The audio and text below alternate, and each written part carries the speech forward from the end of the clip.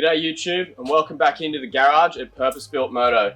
We're going to be doing part 2 of our Sportster adventure build today, and I'm going to show you how to take this piece of aluminium pipe and shape it into some motocross style fork guards. It's an old idea, but I'm going to put a little twist on it. I'm looking forward to showing you what we got.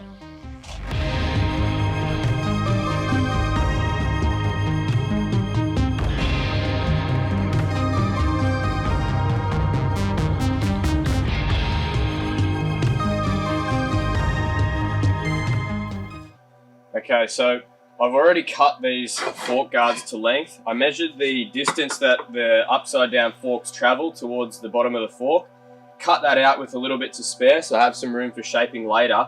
So initially you want to measure that up, cut the length of pipe, and then just run it through a bandsaw, or you can do it by hand if you want, to split it in half. And then using the bottom of the forks that I've got 2 mounting points, so I've cut a section out here, and then I've annealed this yesterday. Once that's cooled down, I can put a mark along here and bend that, and this section here will eventually become the mounting point for the top of the fork guard.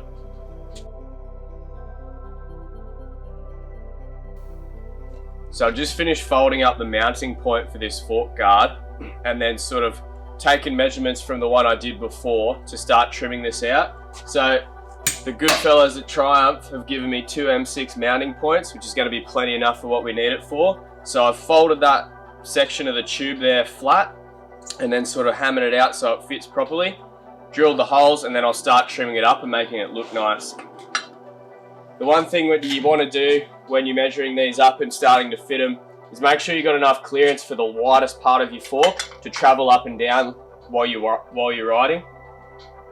So I'm going to jump onto the bandsaw now, trim this up, and then we'll start to see it take shape a little bit nicer.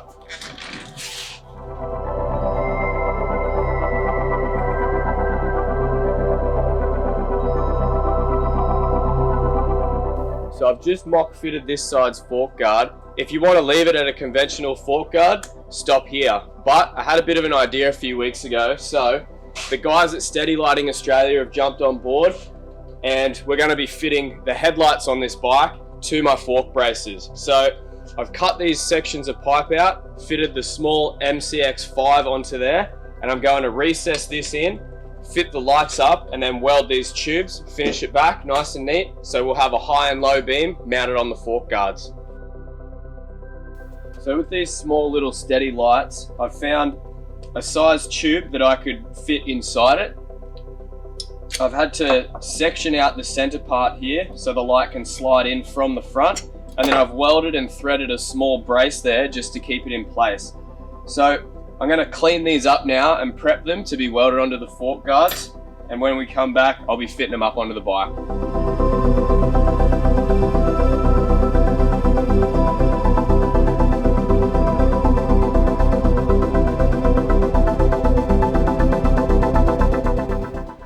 So I've just started welding the first of these lighting cases on here. I think the most important thing, especially for me as I'm not a great welder, is that I'm sitting down in a nice comfortable position. Get everything nice and clean, make sure your earth lead's close, and you sort of give yourself the best chance you can of laying down a decent weld on these things.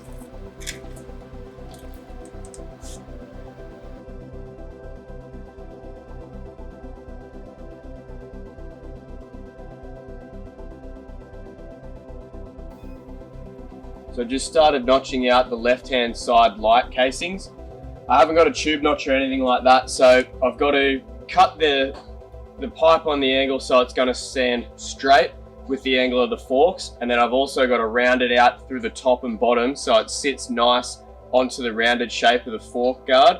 That way I can get a good weld around the perimeter of it.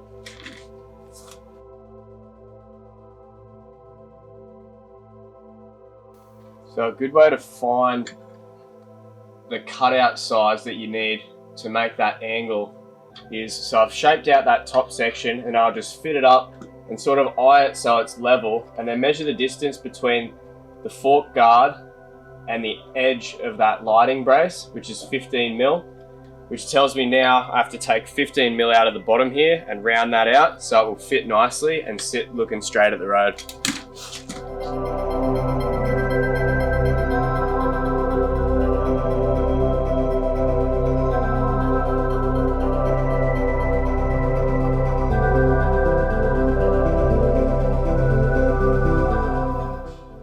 I've just finished fitting up the integrated headlights into the aluminium fork guards that I've made. Beyond stoked with how it's turned out. Something a little different that I'd never done before, so it goes without saying it took me far longer than what I thought, but the result speaks for itself, I think. I'm going to move on now onto the headlight and mounting my high beam light up the top there. So that'll entail building a frame out of the front of the triple clamps and then starting to shape an aluminium sheet and eventually recessing a light into it. I've mounted my steady headlight on the front here, and then I've also built some brackets off the triple clamp so I can start to mount the aluminium plate. So I've taken a bit of core flute. You can use cardboard or whatever you want. I always like to template it first just to get a bit of an idea of the shape and size of the plate that I need. So once I've got that cut out correct, I'll transfer this to aluminium and we can start to shape it properly.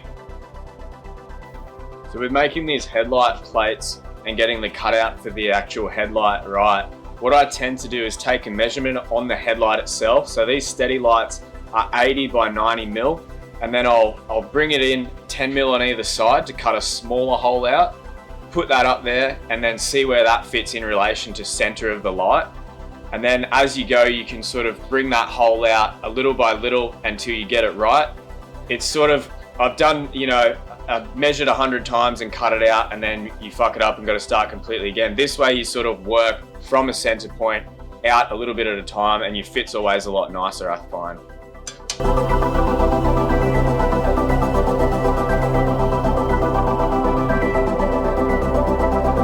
So I finished cutting and finishing the edges for this headlight recess. So from here, I'm going to go through on the back and mark the mounting points, drill that out so I can get it fixed, and then we can start folding the edges and making it fit really nicely.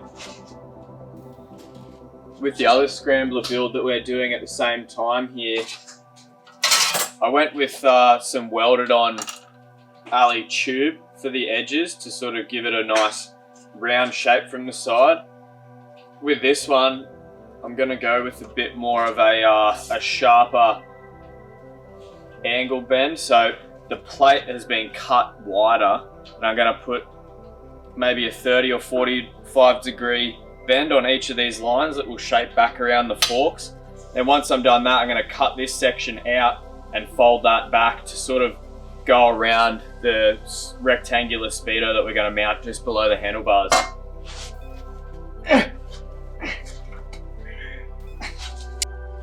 All right, perfect.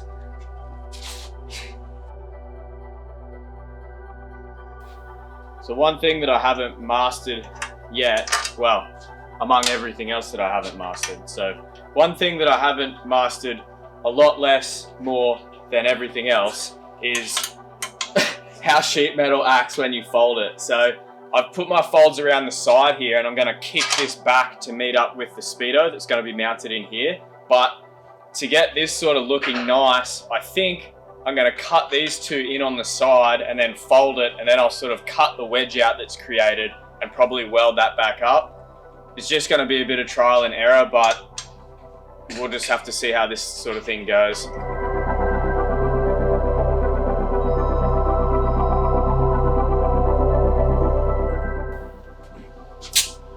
So what I'm doing here, I've just finished my weld back, and I'm going to trim this back to finally finish it because I don't want this big square corner here.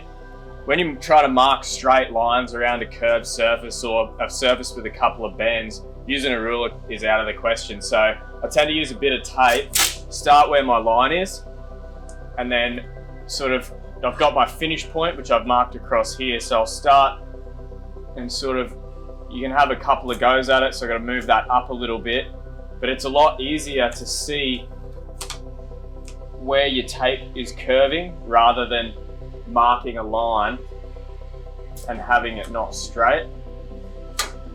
So that's my cut line here now, and that'll give you a straight line looking at it sort of from the front and from the side as well, because if it's out or curved convex or concave, it'll look like a bag of dicks.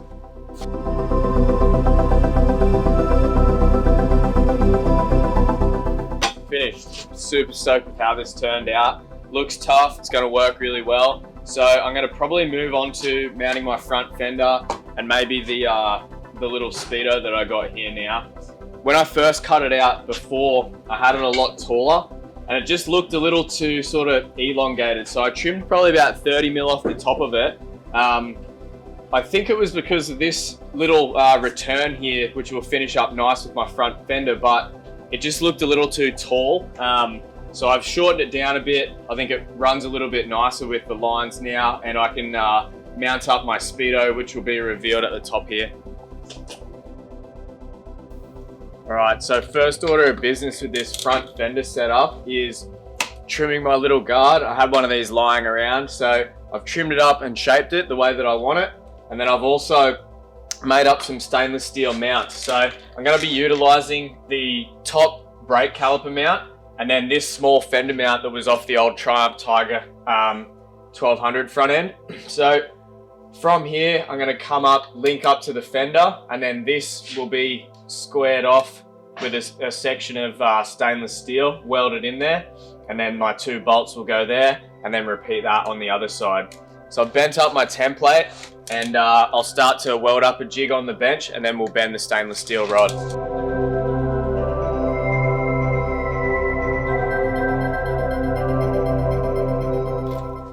So just finished putting the bends in these stainless rods. I've got the other side tacked up. And the most important thing when you're doing fender mounts is to try to get as close as you can to symmetrical. So what I've done is I took a measurement from the front leg of the fender stay and copied it on this side, and then I'm going to take a mark across the back of the fender so I make sure I've got my starting points lined up, and then I can cut this, bend it the same, and weld it up.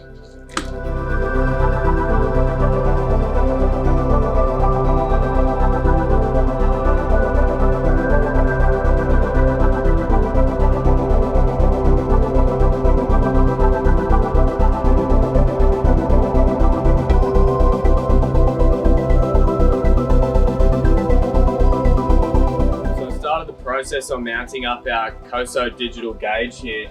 In the box you get a handlebar mount and some other accessories, but especially with bikes like this and single cylinders that I've built in the past, it's important to use the rubber mounting. So the mount that is supplied with it wasn't going to work with the setup, especially because it's super tight behind that plate there. So I've welded a couple of bits of flat bar and then drilled them out to accommodate the rubber mounting.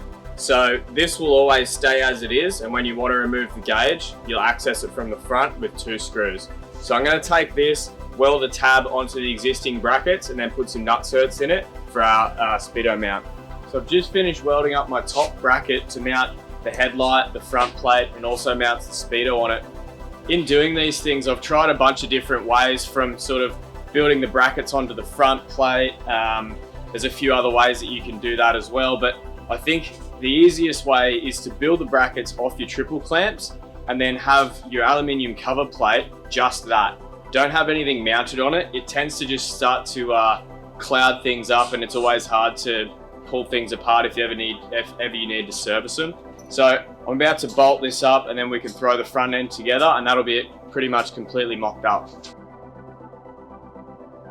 So we just wrapped up on episode 2 of the Sportster Scrambler build. First up, we knocked over the front fork guards with the built-in headlights. Moving on onto the front headlight plate, getting those steady lights mounted in the front, and then also incorporating the speedometer and finishing up the front fender as well. I got a little bit to go because I'm doing a 2-stage fender with a high guard coming out the front, but I'll come back to that later. Next time, we're going to start running through mounting the pegs and then boxing in that tail section. I'm about to roll this thing off the bench and have a look at the work that we finished today. Make sure you subscribe to the Purpose Built Moto YouTube channel so you don't miss out on any more episodes.